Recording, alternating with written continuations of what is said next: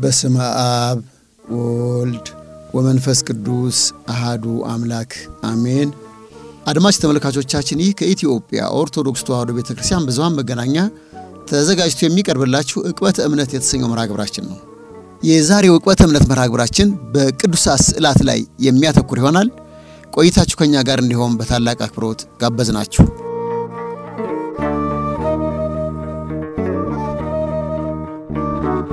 የኢትዮጵያ ኦርቶዶክስ ተዋሕዶ ቤተክርስቲያን ጥንታዊ ትእዛዘ እግዚአብሔርን ቀኖና አበውን ሳትለቅ ቅዱሳት ስዕላትን በትምህርት ርትዕት ጠብቃ ትኖራለች።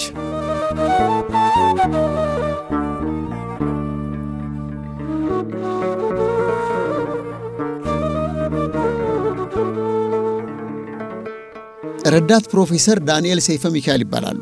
በኢትዮጵያ ኦርቶዶክስ ተዋሕዶ ቤተክርስቲያን መንበረ ፓትርያርክ ጠቅላይ ጽሕፈት ቤት የጥናትና ምርምር መምሪያ ኃላፊ፣ በቅድስት ሥላሴ ዩኒቨርሲቲ መምህር ናቸው። በቅዱሳት ስዕላት ላይ ሰፋ ያለ ጥናት ስራን የሰሩ ለረጅም ዓመታትም ያስተማሩ ዛሬ የቅዱሳት ስዕላት ሃይማኖታዊ፣ ታሪካዊ፣ ቀኖናዊ፣ ስነ ጥበባዊ ትምህርቱ ምን እንደሆነ ያቀርቡልናል። ቆይታችሁ ከእኛ ጋር ይሆን ዘንድ በድጋሜ በታላቅ አክብሮት ጋበዝናችሁ።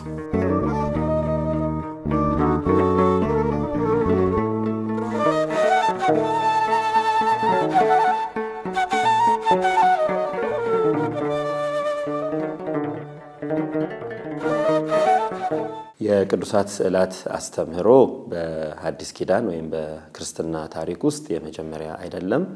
ከብሉይ ኪዳን እግዚአብሔር ለአባቶቻችን ለአበው ቅዱሳን ለነቢያት ለነገስትና ለመሳፍንት ከሰጠው ሥርዓት ለዘላለም በክርስትና በቤተ እግዚአብሔር አምልኮ ወይም እግዚአብሔርን በማምለክ ሥርዓት ውስጥ ለዘላለም እንዲጠበቁ ካዘዛቸው ሥርዓቶች ውስጥ ከሆኑት የቤተ መቅደስ አሰራር የንዋየ ቅድሳትና የስዕላት አሰራርን የተመለከተው ጉዳይ ነው። እንደ ክርስትና አዲስ ከሆኑ ወይም የሐዲስ ኪዳን ሥርዓቶች ከምንላቸው ውስጥ አይደለም ማለት ከብሉይ ኪዳን ከወረስናቸው ወይም ከብሉይ ኪዳን የተላለፉ የእግዚአብሔር ሕግጋት ከማይለወጡት ወይም ደግሞ ጸንተው ከሚኖሩት ዘላለማዊ ሥርዓቶች ውስጥ አንዱ ነው። ቅዱሳት ስዕላትን በሃይማኖት ወይም ትምህርተ ሃይማኖት መሰረት ያለው ነው። በሁለተኛ ደረጃ ደግሞ የሥርዓተ ቤተክርስቲያን ወይም የቀኖና ቤተክርስቲያን አካል ነው።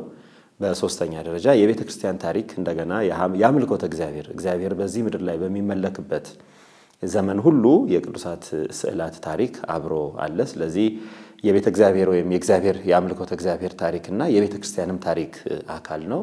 በመጨረሻው ደግሞ በዋናነት ከሚታዩት ዘርፎች ውስጥ አንዱ የስነ ጥበብ አካል ስለሆነ በስነ ጥበብ ታሪክም ውስጥ በክርስቲያናዊ ወይም ደግሞ በሃይማኖት ጥበብ ታሪክም ውስጥ የሚነሳ ትልቅ መሰረታዊ ትምህርት ነው።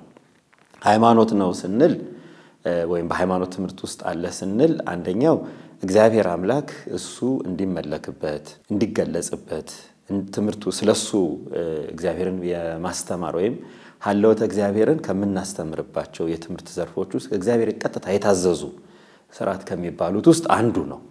ይሄ ማለት ሃይማኖታዊ ትእዛዝ ወይም እግዚአብሔር የሱ መኖር ሐልወቱ ከተገለጸባቸው ነገሮች ውስጥ አንዱ የስነ ፍጥረት መገለጽ ነው። ስነ ፍጥረት የእግዚአብሔር የጥበብ ውጤት ነው። ስነ ፍጥረት እግዚአብሔር እንደ ስዕል ስሎ እንደ ቅርጽ ቀርጾ እንደ ቤት አንጾ የሰራው የእግዚአብሔር ጥበብ ውጤት ነው። በስነ ጥበብ ታሪክ ውስጥ እግዚአብሔርን ታላቁ የባህሪው ጥበብ የባህሪው የሆነ ሰዓሊ የባህሪ ሰዓሊ እንለዋለን እግዚአብሔርን። ይሄ ዛሬ በሰዎች ታሪክ ውስጥ ሰዎች ቀለም አቀናብረው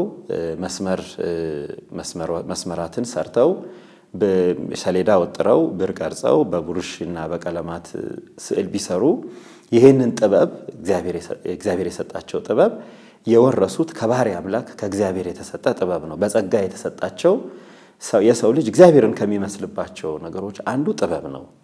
ይሄንን እግዚአብሔር ሰማይና ምድርን ሲፈጥር ስዕላት ልክ ዛሬ ስዕልን የምንገልጽባቸው ቋንቋዎችን ተጠቅሟል ይላሉ።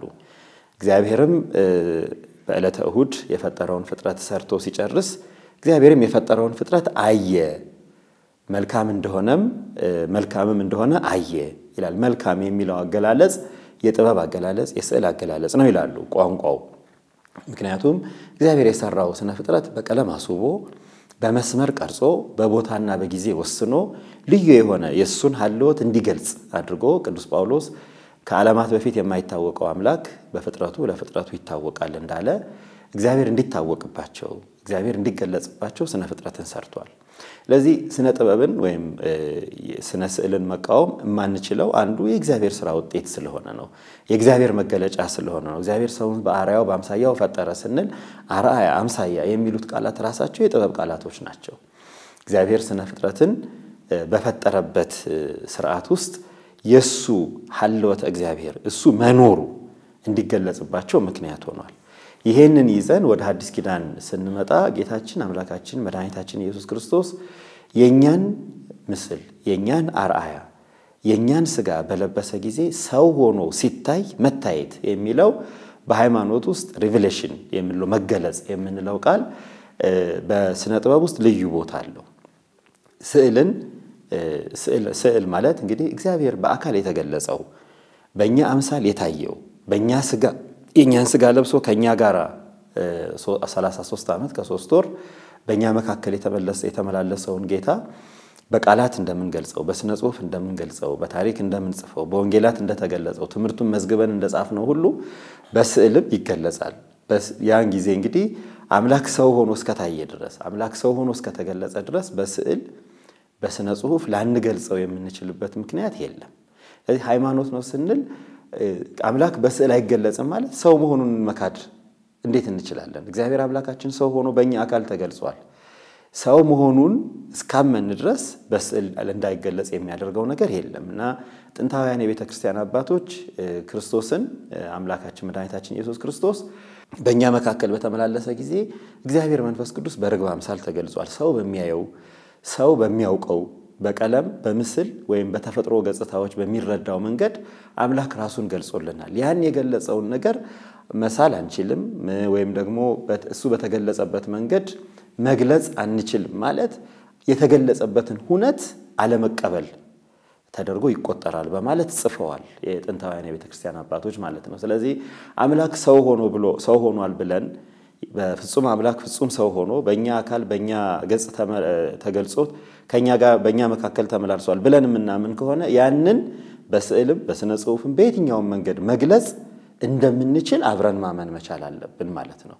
ስዕልን መሳር ስዕልን መስራት ማምለክ ማለት አይደለም። ስዕል ያንድ የገሃዱ ዓለም ወይም በገሃድ ዓለም የምናያቸውን ነገሮች እኛ በመናውቃቸው በመስመሮች በቅርጾች በውበቶች በቀለማት የመግለጽ ጥበብ እስከሆነ ድረስ የተገለጸውን የተሰቀለውን የተወለደውን ወደ ሰማይ ያደረገውን ከሞት የተነሳውን አምላክ በስዕል መግለጽ እንችላለን። እንግዲህ ሃይማኖት የሚለው እንግዲህ ያ የተገለጸውን መግለጽ መቻል የሚለው የሃይማኖታችን አካል አድርገን እግዚአብሔር አምላካችን ሰው መሆኑን መመስከር ለምሳሌ የጌታችን የአምላካችን የመድኃኒታችን ኢየሱስ ክርስቶስ በቤተልሔም መወለድ ለዓለም የተገለጸ ክስተት ነው።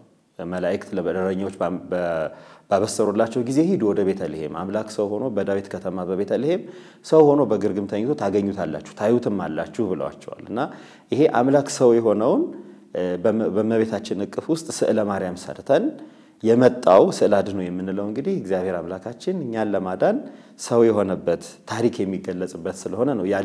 የድህነት ታሪካችን የሚገልጽ ስለሆነ ስዕል አድኖ እንላለንና የእመቤታችን ጌታችንን ታቅፋ በመናይበት ጊዜ አምላክ ሰው መሆኑን ልክ በወንጌላውያን አምላክ ሰው ሆነ ተብሎ እንደተጻፈው በታሪክ እንደተነገረው በአምልኳችን ሁሉ ጊዜ እግዚአብሔር አምላካችን ሰው ሆኖ እኛን አድኖናል የምንለው ነገር በስዕል ገለጽ ነው።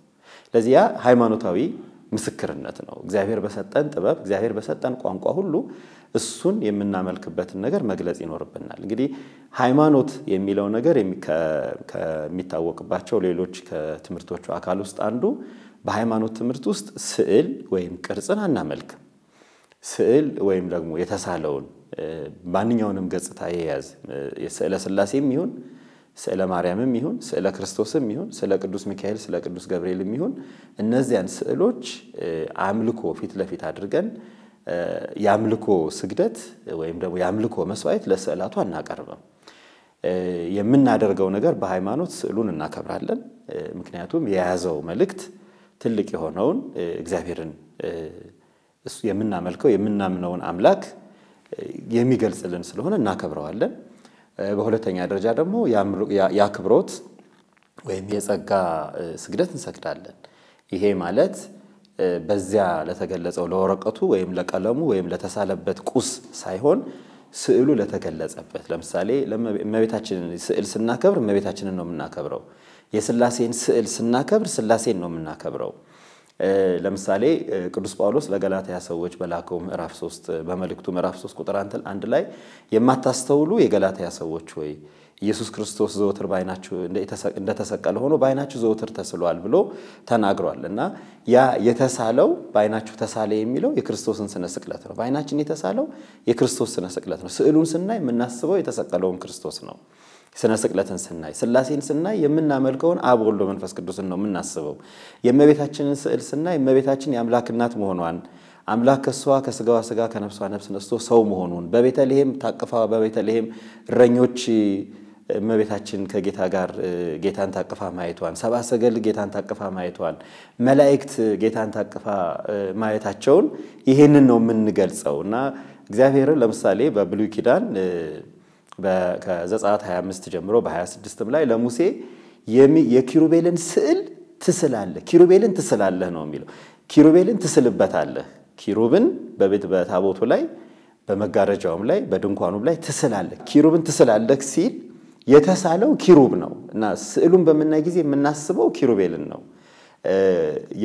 በስዕሉ የተገለጹትን ነውና ሃይማኖት ውስጥ ለስዕል ኦርቶዶክሳውያን ስዕላትን አናመልክም፣ ግን ስዕላትን እናከብራለን። በስዕሉ ለተገለጹት የስዕሉ ባለቤት አክብሮታችንን የጸጋ ስግደትን እንገልጻለን። ይሄ ሃይማኖታዊ ገጽታው ነው። እንግዲህ ይሄንን በተመለከተ ሰፊ ትንታኔዎችን ደግሞ ወደፊት ስዕልና ሃይማኖት የሚገናኝባቸውን በምን አይነት መንገድ ነው ስዕል የሃይማኖት መገለጫ የሚሆነው ሃይማኖታዊ መልእክቶችን እንዴት ይዟል የሚለውን በቀጣይ የምናያቸው ይሆናል።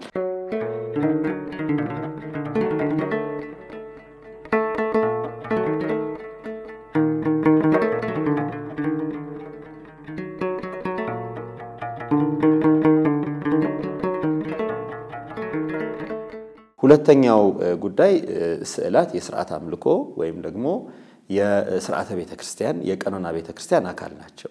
ይሄ ከእግዚአብሔር የታዘዘ ነው። በኦሪት ዘጸአት ምዕራፍ 31 ቁጥር 6 ከቁጥር 1 እስከ ቁጥር 6 እግዚአብሔር ሙሴን እንዲህ አለው፣ በሲና ተራራ እንዳሳየሁ አድርገህ ከዚህ ቀጥሎ ያሉትን ነገሮች እንድትሰራ ብሎ በዝርዝር በሲና ተራራ እግዚአብሔር ሙሴን አሳይቶታል። የቤተ መቅደስ ሥርዓት ዛሬ የምንፈጽመው በቤተክርስቲያን የምንፈጽማቸው ሥርዓት አባቶቻችን በብሉይ ኪዳን እግዚአብሔርን ያመልኩበት የነበረው ሥርዓት የሰው ሥርዓት አይደለም። እግዚአብሔር ለሙሴ ቃል በቃል እንዲህ አድርግ እያለ ያዘዘው የእግዚአብሔር ትእዛዝ ነው። ቤተ መቅደሱ የሰራው የእግዚአብሔር ትእዛዝ ነው። ልኩን፣ መጠኑን፣ ወርዱን፣ ቁመቱን፣ ስፋቱን፣ መድረኩን፣ አከፋፈሉን፣ ቅድስተ ቅዱሳኑን፣ በቅድስቱ የሚገኙትን ንዋየ ቅዱሳት፣ በቅድስተ ቅዱሳን የሚቀመጡትን ንዋያተ ቅዱሳት፣ የመልኩን የመጋረጃው መልክ፣ የአሮን ልብሶች፣ የአሮን ልጆች ልብስ፣ አምልኮ የሚፈጸምበት ዕጣን፣ አምልኮ የሚፈጸምበት ንዋያተ ቅዱሳት በሙሉ አርአዮ ለሙሴ ዘከመ ይገብር ግብራ ለደብተራ ወተናገሮ በአምደ ደመና ብለው አባቶቻችን እንደተናገሩት እግዚአብሔር ለሙሴ በሲና ተራራ እንዳሳየው ነው። የሰው ሥርዓት አይደለም፣ የሙሴ ዲዛይን ውጤት አይደለም፣ ወይም ደግሞ የእስራኤላውያን ወይም የሌዋውያን የሥራ ውጤት አይደለም። እያንዳንዷ ነገር በቤተ መቅደስ የምትደረገው ልብሱ፣ መስዋዕቱ፣ ዕጣኑ፣ ንዋያተ ቅዱሳቱ፣ መጋረጃው፣ በእጃቸው የሚያዘው በትር፣ የሚሰውባቸውን የመስዋዕት ዕቃዎች በሙሉ የእግዚአብሔር ትእዛዝ ናቸው። ስለዚህ ምንድነው ያለው? ልክ እንዳሳየሁህ አድርገህ ስራ የሚለው የእግዚአብሔር ትእዛዝ ነው። ይሄንን ትእዛዝ ሲጨርስ ከቁጥር 7 እስከ 10 ባለው የዚሁ ምዕራፍ የዘጸአት ምዕራፍ 31 ምዕራፍ 33 ላይ ይደግማል፣ 35 ላይ በደንብ ይብራራል። የዚህ ሥርዓት መጨረሻው ምንድነው የሚለው? ይሄንንም ትእዛዝ ለዘላለም ትጠብቀዋለህ ለልጅ ልጅ የምትጠብቀው ሥርዓት ነው ይላል ለዚህ ያ የእግዚአብሔር ሥርዓት ነው ዝንቱ ውቱ ሥርዓቱ ለአምላከ እስራኤል ብሏል ይሄ እግዚአብሔር አምላክ ዝንቱ ውቱ ሥርዓቱ ለአምላከ እስራኤል ብሎ ሲል እግዚአብሔር እንዲመለክበት እግዚአብሔር እንዲከበርበት አምልኮቱ እንዲፈጸምበት የፈቀደው ብቻ ሳይሆን ያዘዘው ሥርዓት ነው ሥርዓት ስንል የተሰራ ነው ትእዛዝ ስንል የታዘዘ ነውና እግዚአብሔር ለሕዝቡ እሱን እንዴት አድርገው እንደሚያመልኩ ሕዝቡ በራሱ ዲዛይን እንዲህ አድርገን ብናመልከው እግዚአብሔር ይቀበልናል ብሎ ተመራምሮ ተፈላስፎ የሰራው አይደለም እግዚአብሔርን የምናመልክበት ሥርዓት የኛ የፈጠራ ውጤት አይደለም የኛ የድርሰት ውጤት አይደለም የኛ የሥራና የግንባታ ውጤት አይደለም ያ እግዚአብሔር አምላክ ለሙሴ የሰጠው ትእዛዝ ውጤት ነው እንዲህ አድርገህ አምልከኝ ብሎ እግዚአብሔር አዟል ከነዚህ ትእዛዞች ውስጥ አንዱ ንዋየ ቅድሳትን ያዘዘበት ነው እነዚህ በጣም ዝርዝር የሆኑ በወርቅ በብር በመዳብ የተሰሩ በሐምራዊ ጨርቅ በሐር ጨርቅ በልዩ ሁኔታ የተሰሩ የጥበብ ውጤቶች እግዚአብሔር ለሙሴ ያዘዘው ቀለሙን እንኳን የመረጠው እግዚአብሔር ነው አሰራሩን የመረጠው እግዚአብሔር ነው ያንን ካዘዘ በኋላ ደግሞ በእያንዳንዱ ክፍል ሌዋዊ የሚነካው የሚያገለግልበት ሊቀ ካህን የሚነካው የሚያገለግልበት ሎሌው የሚነካው የሚያገለግልበት ሕዝቡ የሚሰራው ሥርዓት ሁሉ ደግሞ ሰፍሮ መጥኖ ሰርቷል ይሄ የእግዚአብሔር ትእዛዝ ነውና ይሄን የእግዚአብሔር ትእዛዝ ቤተክርስቲያን ትእዛዝ ሥርዓት ብላ የልጅ ልጅ የሚፈጸም ስለሆነ በክርስትና ቀጥሎ ይገኛል ያንን ደግሞ ክርስቶስም አላፈረሰውም አልተወውም ጌታችን ክብር ይግባውና መድኃኒታችን ኢየሱስ ክርስቶስ በብሉይ ኪዳኗ ቤተ መቅደስ በምኩራብ እየተገኘ ይህንኑ ሥርዓት አጥብቋል በምኩራብ ተገኝቶ አምልኮ እንዴት እንደሚፈጽሙ የተጻፈው ትንቢት የተነገረው ትንቢት የተሰርፈረው ሱባኤ የተጠበቀው ተስፋ እኔ ነኝ ብሎ በቤተ መቅደስ እዚያው ውስጥ ገብቶ በዳር ላይ ቆሞ አይደለም ነግሯቸዋል እንደገና ደግሞ በዮሐንስ ወንጌል ላይ እንደምናየው ያንን ቤተ መቅደስ ቤተ ቤተ ጸሎት ተሰመይ ቤቴ የጸሎት ቤት ትባላለች እናንተ ግን የወንበዶች ዋሻ አደረጋችኋት ብሎ ያችኑ በብሉይ ኪዳን እግዚአብሔር ለሙሴ የሰጣትን ቤተ መቅደስ አንጽቶ ያ ሥርዓት የማያልፍ ሥርዓት መሆኑን በሐዲስ ኪዳን በዚሁ ሥርዓት እንዲሄዱ ሐዋርያትን አርአያ አድርጎ ይሄን አሳይቷቸዋል ስለዚህ ሥርዓት ነው ስንል ከእግዚአብሔር የተሰራ ሥርዓት ነው እነዚህ ሥርዓት ውስጥ አንዱ የስዕላት ሥርዓት ነው ይሄ የስዕል ሥርዓት በመጀመሪያ በደብተራ ኦሪት ወይም የሙሴ ድንኳን የምስክሩ ድንኳን በመትባለው በደብተራ ኦሪት በቅድስተ ቅዱሳኑ ጽላቱ በሚቀመጥበት ታቦት በሚባለው ላይ እንዴት አድርጎ ኪሩቤልን እንዴት እንደሳላቸው የኪሩቤልን በስርየት መክደኛው እንግዲህ የስርየት መክደኛው በጣም ትልቁ የንዋየ ቅድሳቱ ክፍል ነው ሊቀ ካህናቱ በአመት አንድ ጊዜ ገብቶ የደሙን መስዋዕት የሚረጭበት የሕዝብን ኃጢያት ሁሉ ስርየቱን የሚያደርግበት ደሙ የሚረጭበት ዋናው የቅድስተ ቅዱሳኑ የንዋየ ቅድሳት አካል ነው በስርየት መክደኛው ላይ ኪሩቢን ሳል ከሳልክም በኋላ በወርቅ ንጹህ ወርቅ የጠራ ወርቅ በጣም የተጣራ ወርቅ አፍስስበት ከዚያ በኋላ በኪሩቤል መካከል አንተ በሰራው በኪሩቤል መካከል እኔ ላንተ ሁሉ ጊዜ ገለጻለሁ ብሎታል እንግዲህ ይሄ ሃይማኖትንም ሥርዓትንም የያዘ ነው ለምን ሰራው እንዴት እንግዲህ በመናን እዚህ ላይ የምናየው ነገር እንዴት ይሰራዋል ከምን ይሰራዋል ለምን ይሰራዋል ከሰራው በኋላ ደግሞ ምን ያደርግበታል የሚለው ነገር የገለጸበት ነው እንዴት ይሰራዋል በወርቅ በንጹህ ወርቅ ተሰራዋል በተጣራ በጣም በልዩ በከበረ እንግዲህ ወርቅ የተባለው የተለየ ነገር ሆኖ ከሌላው ፍጥሮ የተለየ ሆኖ ሳይሆን ወርቅ የክብር መገለጫ ስለሆነ እግዚአብሔር የክብሩ መገለጫ እንዲሆን ነው ያንን ታፈስበታለህ ከዚያ በኋላ በስርየት መክደኛው ላይ ያን አድርገህ ኪሩቢን ትሰራለህ እንደሚናተፍ ዶሮ አድርገህ ፊት ለፊት እንደሚተያዩ አድርገህ ትሰራቸዋለህ በእነሱ መካከል ደግሞ እኔ ዘወትር ካንተ ጋር በዚያ በቆምክ ጊዜ ሁሉ በፊቱ ገለጻለሁ ብሎታል ይሄ የሃይማኖት ክፍል የሆነው ስዕላት እግዚአብሔር መልእክቱን ኃይሉን ክብሩን የሚገልጽባቸው እኛም ጸጋ በረከት የምናገኝባቸው መሆኑን መገለጫ ነው ይሄ የሃይማኖቱ ክፍል ነው እንደገና ደግሞ የቀኖናው ክፍል እንዴት ተሰራዋለህ ያን ከሰራ በኋላ ምን ታደርገዋለህ የታስቀምጠዋለህ ምንስ ተሰራበታለህ የሚለው ደግሞ የሥርዓቱ ክፍል ነው ሙሴ ያንንም ከዚያ ዝቅ ብሎ እግዚአብሔርም ሙሴን እንዳለው ሙሴ እግዚአብሔር ያለውን ነገር በሙሉ አደረገ ብሎ ማድረጉን ይገልጻል ካደረገም በኋላ ሊቀ ካህናቱ ከሙሴም በኋላ የመጡት ሊቃነ ካህናት በዚያ በስርየት መክደኛው ፊት እየቆሙ የሕዝቡን ኃጢያት ሁሉ ወደ እግዚአብሔር ያቀርቡ ድህነትን ዘላለማዊ ድህነት ባይሆንም የብሉይ ኪዳኑ ድህነትን ፈውስን ረድኤትን በረከትን ያገኙበት ነበር ስለዚህ በእነዚያ በስዕላቱ የእግዚአብሔር ጸጋ የእግዚአብሔር በረከት የእግዚአብሔር ኃይል ይገለጽባቸው ነበር ለምሳሌ ታቦቷ ዳጎንን ቀጥቅጠዋለች ኃይሉ ስለተገለጸባት ነው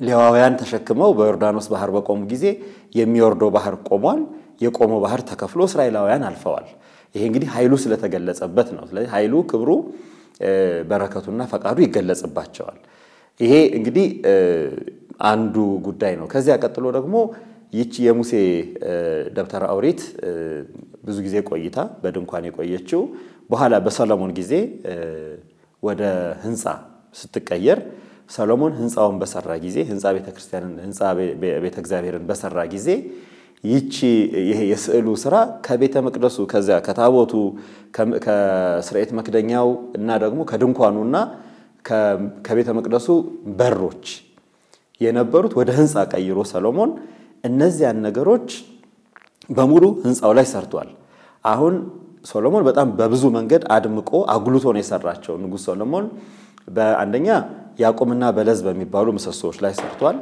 በቤተ መቅደሱ በሰራው ቤተ መቅደስ ህንጻ ዙሪያ በሚያምር ሐረግና ዘንባባ ዝንጣፊ ያደረገ ዛሬ አሁን በቤተ መቅደስ የምናያቸውን የሐረጎች መሰረቱ እሱ ነው ሐረጎችን በመቀጣጠል በጣም በሚያስደንቁ በት ሰርቷል መላእክትን ሰርቷል ክንፋቸውን 15 ክንድ ቁመታቸውን 20 ክንድ ያደረገ ዙሪያውን መላእክትን ሰርቷል በደጆቹ በበሮቹ በአይማዶቹ በቤተ መቅደሱ ዙሪያ ሁሉ ሃሃው ሰሎሞን እንለዋለን በእነዚህ ሁሉ ላይ መላእክትን ሰርቷል ይሄንን ሰርቶ ከጨረሰ በኋላ እግዚአብሔር ለሰሎሞን መልእክት አንተ አሁን የሰራውን ቤተ መቅደስ ወድጄዋለሁ ብሎታል እንግዲህ የሰራው ስራ ሰሎሞን የሰራው ስዕል ሰሎሞን ያቆማቸው ውበትን የሚገልጹ ሐረጎች ሰሎሞን ያስቀመጣቸው የመላእክት ክንፋቸውን የዘረጉ መላእክት እግዚአብሔር ባይወደው ኖሮ እግዚአብሔር ባያከብረው ኖሮ ወድጄዋለሁ ብሎ ባልነገረው ነበር ይሄ እንግዲህ በመጽሐፈ ነገሥት በቀዳማዊ ምዕራፍ 6 ቁጥር 23 መጽሐፈ ነገሥት ቀዳማዊ ምዕራፍ 6 ቁጥር 29 ላይ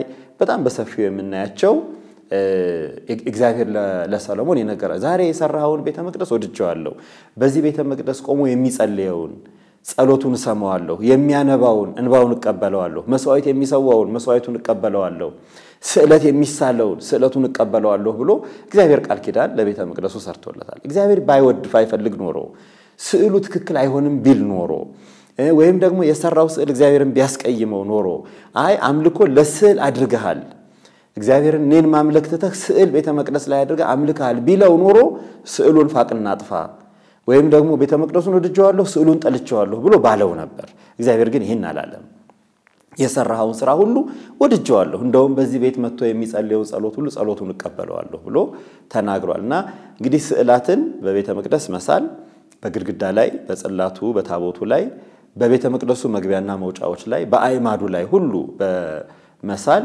እግዚአብሔር ሥርዓት ነው ስለዚህ ቅድስት ቤተክርስቲያን ከብሉይ ኪዳን እግዚአብሔር የወደደው እግዚአብሔር ያፈቀረው ለህዝቡ ጸሎቱን የሰማበትን ወደ ሥርዓተ ቤተክርስቲያን በመለወጥ በሥርዓተ ቤተክርስቲያንም እንዲቀመጥ አድርጋለች እንግዲህ ይሄ የሥርዓተ ቤተክርስቲያን ክፍል ነው እንግዲህ በሥርዓተ ቤተክርስቲያን ስዕላት እንዴት ይሳላሉ እያንዳንዱ ስዕል የመላእክት ስዕል የቅዱሳን ስዕል የእግዚአብሔር ስዕል የእመቤታችን ስዕል እንዴት ይሳላሉ የሚለው የስዕላት ያሳሳል ወይም የስዕል ሥርዓት ክፍል ነው ይሄ ቤተክርስቲያን ሥርዓት አላት እነዚህ እያንዳንዱ ስዕል የሚሳልበት ከቀለም ምርጫው ጨምሮ ቀለሞቹ የራሳቸው የሆነ ትርጉም አላቸው ቀይ ቀለም ስንሰራ ሰማያዊ ቀለም ስንሰራ አረንጓዴ ቀለም ስንሰራ ወይም ደግሞ ብርቱካናማ ቢጫ ቀለም ስንሰራ እያንዳንዱ ቀለም ሰባቱ መሰረታዊ ቀለማት ከነዚያም ውጭ ደግሞ እርስ በርሳቸው እየተዋሃዱ የሚፈጠሩ ቀለማት ሁሉ ነጭም ጥቁርም ብርሃናማ ያልሆነውም ሁሉ በሥርዓተ ቤተክርስቲያን ትርጉምና ምሳሌ አለው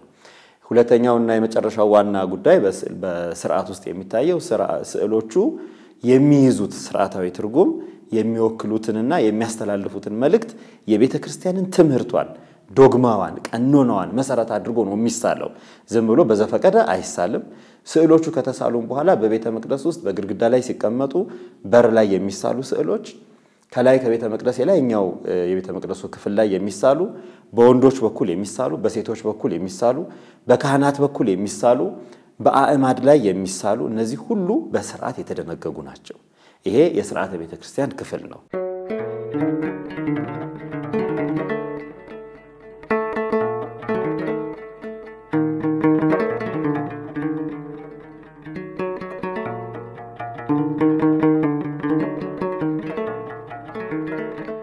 ሶስተኛው ለዛሬ የምናነሳው የታሪክ ክፍል ነው። ስዕል እንግዲህ እንዳልነው አስቀድሞ እግዚአብሔር ከስነ ፍጥረት ጀምሮ ራሱን የገለጸበት ስነ ፍጥረቱ በራሱ ስዕል እግዚአብሔር ነው። ስነ ፍጥረት የእግዚአብሔር የስነ ጥበብ ውጤት ነው። ይሄን መሰረት አድርገን በብሉይ ኪዳን እግዚአብሔር ለሙሴ የሰጠውን ትእዛዝ መሰረት አድርጎ የስዕላት ታሪክ ከጥንት ጀምሮ ነባር ነው። በደብተራ ሙሴ ጊዜ ነበረች፣ በሰለሞን ቤተ መቅደስ ጊዜ ነበረ፣ በሄሮድስ ቤተ መቅደስ ጊዜ ነበረ። ከዚያ በኋላ በሐዲስ ኪዳንም ይሄው ጉዳይ ቀጥሏል። በሐዲስ ኪዳን ታሪክ ውስጥ በተለይ በ5ኛውና በ6ኛው መቶ ክፍለ ዘመን ጥያቄዎች መነሳት ጀምረው ነበር። ስዕል ያስፈልጋል አያስፈልግም? ስዕል መሳል ጣዖት ከማምለክ ወይም ደግሞ አምልኮን ወደ ሌላ አቅጣጫ ከመውሰድ ጋር ነው ብለው ጥያቄ ያነሱ ሰዎች ነበሩ። ይሄ የአይኮኖክላስት ዘመን ወይም ስዕልን የማጥፋት ወይም በስዕላት ዙሪያ የተደረጉ ውይይቶችና ውዝግቦችን የሚናገር ወይም የሚዘከሩበት ዘመን ነው። ይሄ በሀገራችን የሆነ አይደለም። በአብዛኛው የሆነው በባዛንታይን ትውፊት ውስጥ ወይም ዛሬ የምስራቅ ኦርቶዶክስ በሚባለው የኦርቶዶክሳውያን ክፍል ውስጥ የነበረ ነው። ይሄ ሰፊ የሆነ ውይይት ቀደም ሲል ባነሳናቸው በትምህርት ሃይማኖትና በሥርዓተ ቤተክርስቲያን መሰረትነት ላይ ተይዞ ውይይቶች ተደርገዋል። በጣም ረጅም ዘመን የቆየ ውይይት ተደርጎ በመጨረሻ በስዕል ታሪክ ውስጥ የምናየው ስዕልን መሳል ክርስትናን ከመመስከር ሃይማኖትን ከመመስከር አንድ ነው እንጂ ጣዖት አምልኮ ጋር ግንኙነት የለውም። ስዕላትን በቤተ መቅደስ ውስጥ መጠቀም የጣዖት አምልኮ ወይም ደግሞ የባዕድ አምልኮ ወይም የደባል አምልኮ ጉዳይ አይደለም። ስዕላት አንደኛ የእግዚአብሔር ጸጋና በረከት የሚተላለፍባቸው፣ ሁለተኛ እግዚአብሔርን ልክ በስነ ጽሑፍ እንደምንማረው የተጻፈ ታሪክ አንብበን ስነ ስቅለቱን፣ ልደቱን፣ የሰራቸውን ተአምራት ሌሎቹንም ትምህርቶቹ እንደምንረዳው ስዕል የሚነበብ ቋንቋ ነው። ስዕል ቋንቋ ነው። በቤተ ክርስቲያን እንግዲህ ልክ በሰው ልጅ ጥበብ ውስጥ እንደሚታወቀው በቀለማት ወይም በመስመሮች ወይም በእንቅስቃሴ መሰረት አድርጎ የሚነገር ቋንቋ ነው። ስለዚህ ያ ቋንቋ እንደማንኛውም በምልክት ቋንቋ እንደምንግባባው፣ በስነ ጽሑፍ ቋንቋ እንደምንግባባው፣ በቨርባል ወይም ደግሞ በቃላዊ ቋንቋ እንደምንነጋገረው ሰዎች በስዕልም ይግባባሉ። በመሰረቱ ፊደል የምንለው አሁን የምንጽፍበት ፊደል ስዕል ነው። ድምጽን ወደ ሚታይ ቅርጽ የቀየረ ፊደል ማለት ስዕል ነው። አንድ ሰው ስነ ጽሑፍ ጻፈ ማለት ድምጾችን በኋላ የሚያነባቸው ድምጾቹን ነው። ስለዚህ የቋንቋ አካል ነው። ስዕል ቋንቋ ነው። ሶስተኛ ደረጃ ስዕል በሥርዓተ አምልኮ ውስጥ ያለፉትን ትዝታዎችን በማምጣት ነባር የሆኑ የቤተ ክርስቲያን ወይም የቤተ እግዚአብሔር ነቢያትን፣ ቅዱሳንን፣ ሐዋርያትን፣ መላእክትን ለምሳሌ መላእክት ለሰው ልጅ ሲገለጹ የተገለጹበት ምስል በሰው ቋንቋ ወይም ሰው በሚረዳው አኳኋን ተገለጹ እንጂ አካላቸው ረቂቅ፣ ቅርጻቸውና ስፋታቸው መጠናቸው ረቂቅ የሆነ ረቂቃን ፍጡራን ናቸው። ግን ለኛ ሲገለጹ ክንፍ ኖሯቸው በሰው አምሳልና አርአያ ተገልጸው ታይተዋል። እንግዲህ ይሄ በተለያየ መንገድም ሲገለጹ ለምሳሌ አሁን ለሕዝቅኤል በተገለጸለት ስለዚህ የአንድ የማናየውን የሥነ ፍጥረቱ እግዚአብሔር ሥነ ፍጥረት እኛ በመናየው መንገድ እንዲገለጹ የተደረጉ ስለሆነ ነው እንጂ ስዕል አምልኮ አይደለም። የሚያመልኩ ቅርጽን የሚያመልኩ እንጨት ጠርበው ብረት አለዝበው ድንጋይ ጠርበው የሚያመልኩ ሰዎች ይኖራሉ። እነሱ ያንን አምልኮ ሲፈጽሙ ያ የሰሩት ወይም የቀረጹት ነገር አምላኬ ወይም ያ የሰሩት የሳሉት ነገር አምላኬ ብለው ካመለኩ ያ ጣዖት አምልኮ ነው። እኛ ግን የሳልነውን ስዕል የምንጠቀመውን ስዕል አምልኮ ወይም አምላኬ ብለን ያንን ወረቀቱን፣ ጨርቁን፣ ቀለሙን አምላክ ብለን አይደለም የምናደርገው። ያ የሚወክለውን እያከበር የሚወክለውን ስዕሉ የሚወክለውን በአይነ ህሊናችን በልባችን እየጻፍን ሥርዓተ አምልኮ እንፈጽማለን እንጂ ስዕልን ማምለክ አይደለም በሚል በመጨረሻ ዘ ትራምፕ ኦፍ ኦርቶዶክሲ የሚባል ኦርቶዶክስ ቤተክርስቲያን ያሸነፈችበት ድል ያደረገችበት ታሪክ ተመዝግቧል። ይሄ የስዕል ታሪክ መዝገብ ወይም አይኮኖክላስት መጨረሻ በአይኮኖፊሊና በአይኮኖስማሸርስ መካከል ስዕላትን በሚያጠፉና ስዕላትን በሚወዱ ክርስቲያኖች መካከል የተደረገ ታሪክ በባዛንታይን ታሪክ ውስጥ ረጅም ጊዜ የፈጀ ውይይት ተደርጎ በመጨረሻ ስዕላትን መቀበል የክርስትናን ትምህርት መቀበል ነው። ስዕላትን መቀበል ምስጢረ ስጋዌን መቀበል ነው። ምክንያቱም አምላክ ሰው ሆኖ በእኛ እንደታየ ሁሉ ስዕላትም የሚገልጹ የታየውን አምላክ የተገለጸውን አምላክ ሰው ሆኖ በእኛ መካከል የተመላለሰውን አምላክ ተአምራት የሰራውን ድውይ የፈወሰውን ዕውር ያበራውን አንካሳን ያስነሳውን አይን በደረቅ ግንባር ላይ የፈጠረውን አምላክ እንዳየነው አድርገን መሳል ነው በማለት በዚሁ ይሄ ታሪክ ተደምድሟል። ከዚያ ጊዜ በኋላም በኦርቶዶክሳውያን ዘንድ በአመት አንድ ጊዜ የስዕላት ቀን እየተከበረ ኦርቶዶክሳውያን ስዕሎቻቸውን በአደባባይ በምስራቅ ኦርቶዶክስ በአደባባይ ይዘው በመውጣት ያከብራሉ። ይሄ እንግዲህ በኦርቶዶክስና በጥንታውያን አብያተ ክርስቲያናት ዘንድ ትልቁ ታሪክ ነውና ከዚያ በኋላ የስዕል ጉዳይ በኦርቶዶክሳውያንም በጥንታውያን አብያተ ክርስቲያናት በአጠቃላይ ጥያቄ ሆኖ አልተነሳም። በቃ አንድ ጊዜ የተፈታ መፍትሄ ወይም መፍትሄ ያገኘ ጥያቄ ሆኖ ተወስዷል። እንግዲህ በስዕል ታሪክ ውስጥ ሌሎች የምናያቸው ነገሮች የስዕላት ያሳሳል ዘዴ ወይም ደግሞ ስዕላትን የመጠቀም ሁኔታ በየዘመኑ እያደገ ትምርቱ አይለወጥም፣ ስርዓቱ አይቀየርም፣ ግን አጠቃቀሙና ሁኔታው እያደገ አሁን ያለንበት ዘመን ላይ ደርሷል።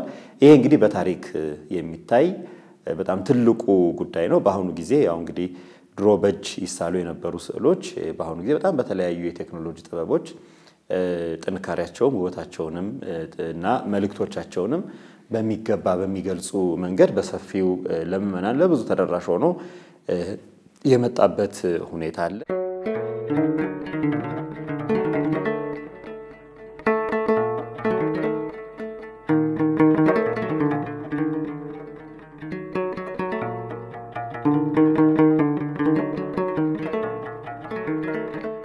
ሌላው እንግዲህ በስዕል ታሪክ ውስጥ የምናየው በቤተ ክርስቲያን ውስጥ መቼ ስዕል ተጀመረ፣ በክርስትና ታሪክ ውስጥ መቼ ስዕል ተጀመረ፣ እነማን ናቸው የመጀመሪያዎቹ ሰዓሊዎች የሚለው ታሪክ ነው። በክርስትና የመጀመሪያው ትልቅ ሰዓሊ ተደርጎ የሚቆጠረው ቅዱስ ሉቃስ ነው። ቅዱስ ሉቃስ ሰዓሊ ነው።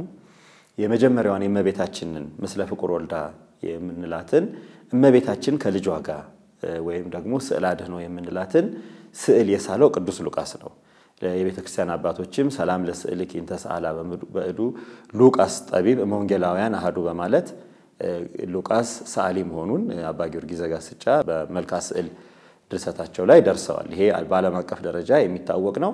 ቅዱስ ሉቃስ ልክ ወንጌሉን እንደጻፈው ሁሉ ወንጌሉን በስነ ጽሑፍ በግሪክ ቋንቋ ጽፎ የጌታችንን መወለድ ከብስራቱ ጀምሮ እስከ እርገቱ ድረስ እንደጻፈው ሁሉ የጌታችንን መወለድም በስዕል ጽፎ ወንጌሉን በስዕል እና በቅዱስ ሉቃስ የስዕል ታሪክ ውስጥ የቅዱስ ሉቃስን ስዕል ስናይ በስዕል የተሳለ ወንጌል እንለዋለን። የአምላክ ሰው መሆኑን በስዕል ስሎ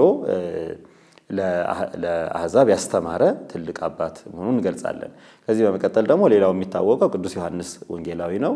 በጢባሪዎስ ቄሳር ዘመን ጌታችንን ስነ ስቅለት እንደሳለ የቤተ ክርስቲያን አባቶች ይናገራሉ። ከዚያም እንግዲህ በሰው እጅ ያልተሳለ አሂዮፖኤቲያ የሚባለው በሰው እጅ ያልተሳለው የጌታችን ኩርዓተ ርዕሱ ስዕልም የንጉሥ አብጋር ታሪክ ጋር በተያያዘ በሰፊው ይነገራል። እንግዲህ እነዚህ የካታኮምብ ክርስቲያኖች የመጀመሪያዎቹ ክርስቲያኖች በመከራ ውስጥም ሆነው ስዕላትን በየዋሻው ውስጥ ይሰሩ ነበር።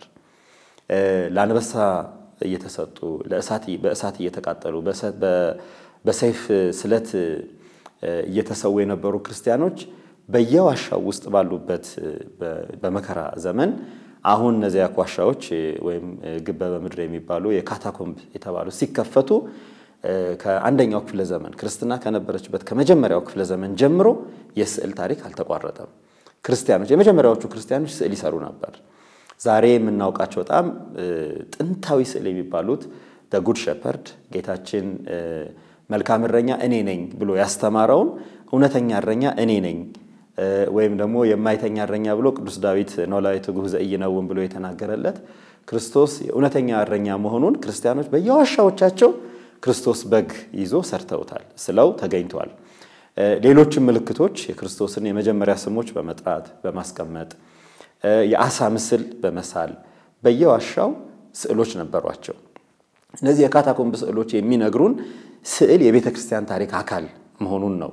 ይሄ በሮም ከተማ በአንጾኪያ በቁስጥንጥንያ በሰሜናዊ ሮም ክፍሎች እና በነ ሚላኖ እና በብዙ ክርስቲያኖች በሰፊው በነበሩባቸው ቦታዎች ሁሉ በካታኮምብ ውስጥ ስዕሎች ነበሩ። የእመቤታችን ስዕል፣ የሥላሴ ስዕል፣ የቅዱስ ገብርኤል ሰለስቱ ደቂቅን ሲያድናቸው ያለው ስዕል፣ እነዚህ ስዕሎች በሰፊው እንደምታዩቸው በካታኮምብ ውስጥ ይሄ በሮም የነበሩ ካታኮምቦችን የሚያሳይ ስዕል ነው።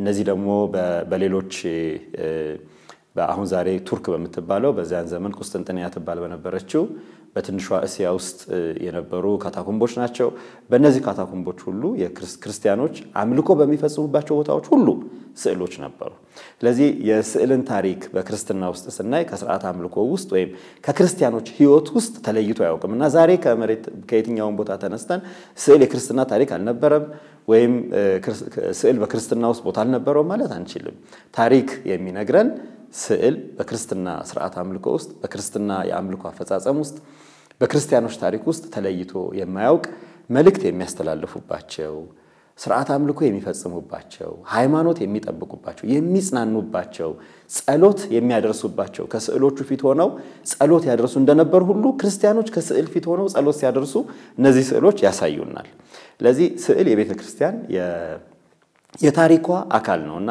ኦርቶዶክሳዊት ተዋሕዶ ቤተክርስቲያን ከጥንት ሐዋርያዊት መሆኗን ከምታስመሰክርባቸው ነገሮች አንዱ ከሐዋርያት ዘመን ጀምሮ ያለውን የስዕል ታሪክ ጠብቃ የቆየችና አሁንም ስዕላትን አክብራ ለምእመናን ልጆቿ በስዕል ታስተምራለች በሥርዓት አምልኮ ውስጥ ሁሉ ቀደምት አባቶቻችን ያደረጓቸውን ተጋድሎች ለአንበሳ መሰጠታቸውን በሰይፍ መተርተራቸውን በእሳት መቃጠላቸውን እነዚህን ያሰበች ታስተምራለች እና በስዕል ታሪክ ውስጥ በተለይ የጌታችን ታሪክ ከብስራቱ እስከ እርገቱ እስከ ዳግም ምጽአቱ ድረስ ክርስቲያኖች እየሳሉ ያስተምሩ እንደነበር በመጻሕፍቶቻቸው በአምልኮ ቦታዎቻቸው ሁሉ እንደነበሩ የስዕል ታሪክ ይነግረናል እንግዲህ ወደፊት ይሄንን ለብቻው የስዕል ታሪክ ምን ይመስላል የሚለውን ደግሞ በሰፊው የምናየው ጉዳይ ይሆናል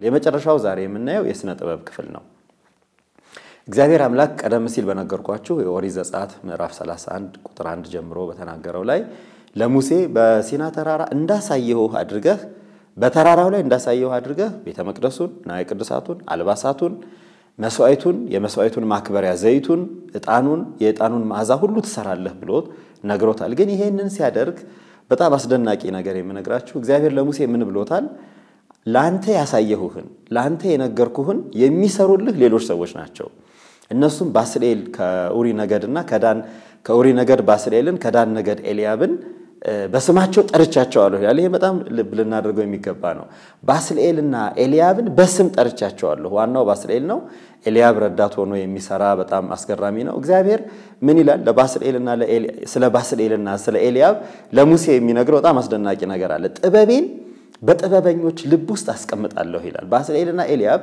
ጠቢባን ናቸው እንጨት የሚጠርቡ ሽመና የሚሰሩ ቀለም የሚያቀልሙ ብረት የሚያለዝቡ በጣም አስደናቂ በእስራኤል ዘንድ ወይም በእስራኤል ልጆች ዘንድ ለዕለት ተዕለት ኑሯቸው የሚሆኑትን የቤት ቁሳቁሶች ሁሉ የጌጥ ዕቃዎቻቸውን ሁሉ ሳይቀር የሚሰሩላቸው ድንቅ ጠበብት ናቸው በእነዚህ ጠበብት ውስጥ ጥበቤን አስቀምጣለሁ አለ የእግዚአብሔር ቤተሰቦች የእግዚአብሔር በጠቢባን ውስጥ ጥበቤን አስቀምጣለሁ ያለው ጥበቡ ምን ይሆን ይሄ ጥበቡ የሥነ ስዕል የሥነ ጥበብ ነው አምላካዊ ሆነው ሰማያዊ ሆነው ድንቅ ሆነው ቤተ መቅደሱን የሚሰራበት አልባሳቱን የሚሰራበት ኪሩብን የሚሰራበት ወንቁን አንጥሮ በስርየት መክደኛው ላይ በአልባሰ ወርቅ ጽፍት ወህብርት ክነፈርግ በብሩር ዘግቡር የምትባል የታቦቷን ዙሪያዋን አሸብርቀው እግዚአብሔር የሚመለክበትን እስራኤላውያን የእግዚአብሔርን ክብር የሚገልጹበትን እግዚአብሔር በዓላቱ ክብሩ ሥርዓቱ የሚገለጽባቸው ነዋያትን የሚሰሩ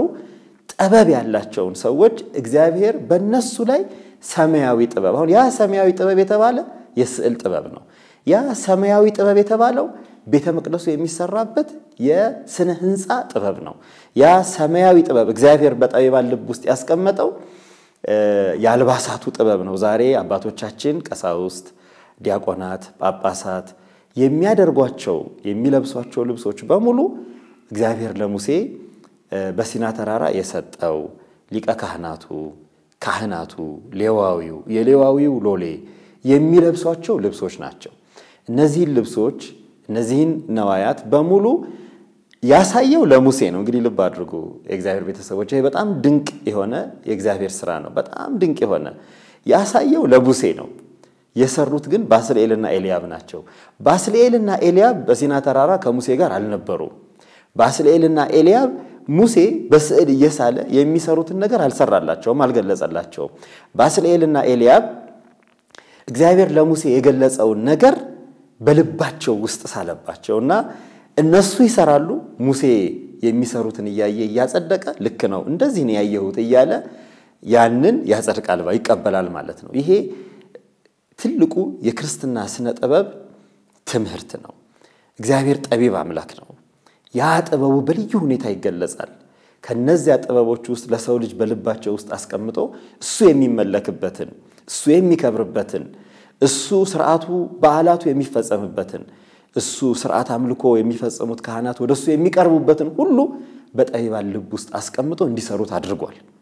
ይሄ እንግዲህ በጣም ትልቁ ጉዳይ ነው። ስነ ጥበብ ስንል በክርስትና ክርስቲያናዊ ጥበብ ክርስቲያናዊ የስነ ስዕልና የስነ አምልኮ ጥበብ ስንል ዛሬ ቤተክርስቲያን ሄደን የምንሳለማት ቤተክርስቲያን ሰዎች ተሰብስበው እንዲህ አድርገን እንስራው ብሎ የወሰኗት አይደለችም። እግዚአብሔር ለሙሴ በሲና ተራራ እንዲህ አድርገህ ስራ ብሎ የሰጣት የጥንታዊቷ እግዚአብሔር ለሙሴ ክብሩን ይገልጽበት የነበረው መልእክትን ያስተላልፍበት የነበረው የቤተ መቅደሱ አካል ናት። ያንን ሲሰራ በጠቢባኑ ልብ ውስጥ ጥበቡን አስቀምጦ ነው። ጥበቤን በጥበበኞች ልብ ላይ አስቀምጣለሁ ያለው ይሄ ነውና ስለዚህ በክርስትና ስነ ጥበብ ውስጥ በቤተ ክርስቲያን የምንገለገልባቸው ጥበቦች የእግዚአብሔር ጥበቦች ናቸው። የሰው ባህል ውጤት አይደሉም። የሰው አስተሳሰብ ውጤት አይደሉም። የሰው ዲዛይን ውጤት አይደሉም። የእግዚአብሔር ጥበብ መገለጫዎች ናቸው። የምንገለገለው አምልኮ የምንፈጽመው በእግዚአብሔር ጥበብ ነው። በሰው አስተሳሰብ አይደለም። እግዚአብሔር በሰው አስተሳሰብ አይደለም የሚመለከው። እሱ በፈቀደው መንገድ ብቻ ነው። ስብሐቲሁ ዘእምኀቤሁ ወውዳሴሁ እምዚአሁ አሐዚ ዓለም ለሊሁ። እሱ በፈቀደ መንገድ እሱ ይከብራል። ምስጋናው ከራሱ ነው፣ ውዳሴውም ከራሱ ነው። እኛ እሱ በሰጠን እሱ በእኛ በልብ ውስጥ ባስቀመጠው ጥበብ መሰረት እሱን እናመልካለን።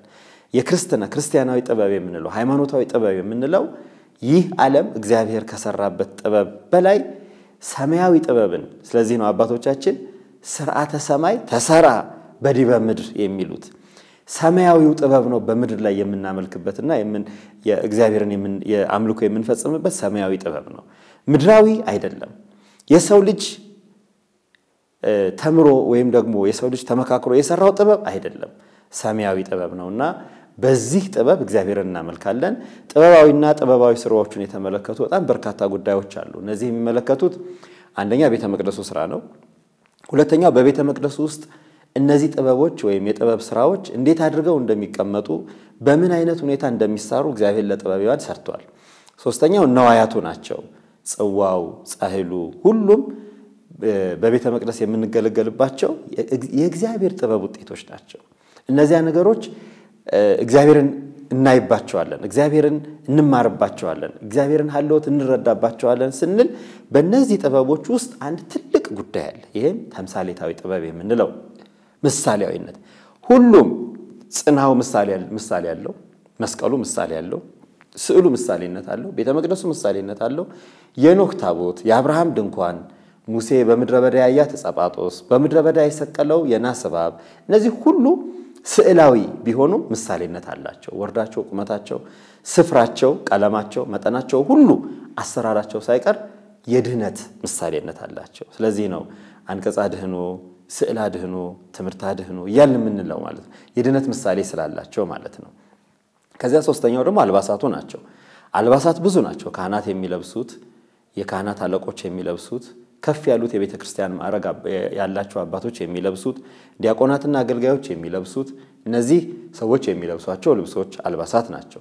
ከዚያ ቀጥሎ ያሉት ደግሞ የቤተ መቅደሱ መጋረጃ፣ በጽላቱና በነዋያቱ ላይ የመስቀሉ ሰበን፣ የመንበሩ ልብስ፣ እነዚህ ሁሉ ሳይቀሩ እያንዳንዳቸው ልብስ ነክ ነገር የሆኑት በሙሉ አልባስ ነክ የሆኑት ነገር በሙሉ ምሳሌያዊ ትርጉም አላቸው። በትእዛዝ የተሰሩ የጥበብ ውጤቶች ናቸው። ከዚያ ቀጥሎ ያሉት ደግሞ ሌሎቹ በቤተ መቅደስ ለአምልኮ ወይም ደግሞ ለመስዋዕት ስንሄድ የምንወስዳቸው የጥበብ ነገሮች አሉ። እነዚህ ጃንጥላው፣ ድባቡ እነዚህ የምንላቸው ነገሮች በሙሉ ምሳሌያዊ ትርጉም አላቸውና እነዚህ ጥበቦች በጣም ሰፊ እግዚአብሔር ጋር የምንገናኝባቸው እሱን አምልኮ የምንፈጽምባቸው የኛ ያልሆኑ እግዚአብሔር በጠቢባን ልብ አሳድሮ በሲና ተራራ እግዚአብሔር ለሙሴ ያሳየውን እንዲሰሩ ያደረጋቸው ሰማያዊ የሆኑ ክብር ያላቸው ናቸውና ሥርዓተ ሰማይ በሰማይ በመንፈሳዊ ክብር ያሉት በምድር እኛ በመናውቀው ቁስ የተገለጹት የእግዚአብሔር ጥበብ ውጤቶች ናቸው እንላለን። እንግዲህ የእግዚአብሔር ቤተሰቦች ከሃይማኖት ከቀኖናና ከሥርዓት ከተምሳሌታዊ ትርጉም ከታሪክና ከስነ ጥበብ አንፃር ስዕላትን በሰፊው የምናይባቸው ትምህርቶች ወደፊት የምናያቸው ሆነው ለዛሬው በዚሁ ይበቃናል። ስዕላትን እናከብራለን እንጂ አናመልክም። ስዕላት እግዚአብሔርን የምናከብርባቸው የኦርቶዶክሳውያን የክርስቲያኖች ክብር ያላቸው አክብሮትን የሚገልጹባቸው የሃይማኖት መገለጫዎች ናቸውና ልናከብራቸው ልንወዳቸው በአክብሮት ልንጠብቃቸው የሚገቡ የቤተክርስቲያን ነዋያት ናቸው። እግዚአብሔር አምላካችን በቸርነቱ በምሕረቱ ሀገራችንን ይጠብቅልን። ወስብሐት ለእግዚአብሔር።